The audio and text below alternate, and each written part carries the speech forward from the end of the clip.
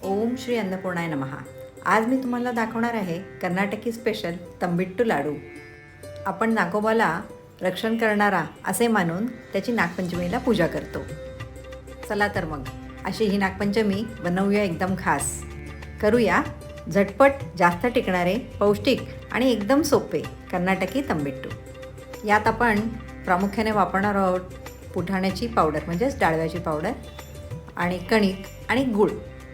यासोबतच आणखीन खमंग आणि पौष्टिक करण्यासाठी आपण इथे वापरले तीळ, सुकं खोबरं आणि तूप आणि थोडीशी तांदळाची पिठी।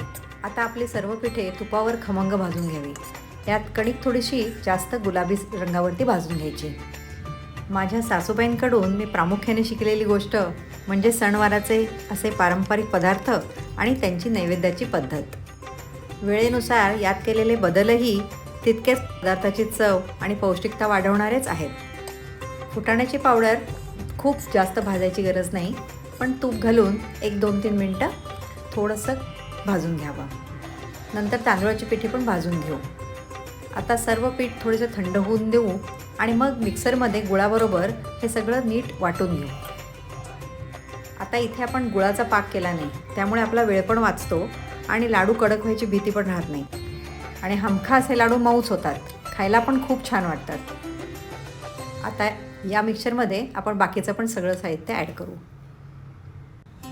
तंबिट्टू या शब्दाची फोड म्हणजे तंबी आणि हिट्टू, म्हणजे तंबी म्हणजे छोट्या मापटाचे आकाराचे किंवा दिव्यासारखा मध्ये खड्डा असलेले आणि हिट्टू म्हणजे पीठ। याच्या विशिष्ट आकारामुळे याला बहुतेक असं नाव पडलं असावं। आता थोडं थोडं तूप घालत आपण त्याचा तो विशिष्ट आकार देऊन आपण लाडू वळवूया। तूप घातल्यावर मऊच होतं पीठ, तर आपण पहिले नेहमीसारखेच लाडू वळायचे आणि मग मध्ये असा थोडा खड्डा देत त्याला गोल गोल फिरवत थोडंसं मध्ये त्याला चपटं खड्डा करायचा। नागपंचमी बहीण भावांच्या नात्यांचे पण महत्त्व दाखवते, तर असा हा सणांमधला गोडवा लाडवांच्या माध्यमाने नात्यांमध्ये पण आणूया। करून पहा झटपट पौष्टिक तंबिट्टू। वापरलेल्या सर्व साहित्यांचे प्रमाण डिस्क्रिप्शनमध्ये दिले आहे। रेसिपी आवडली असेल तर प्लीज लाईक, शेअर आणि सबस्क्राईब करा।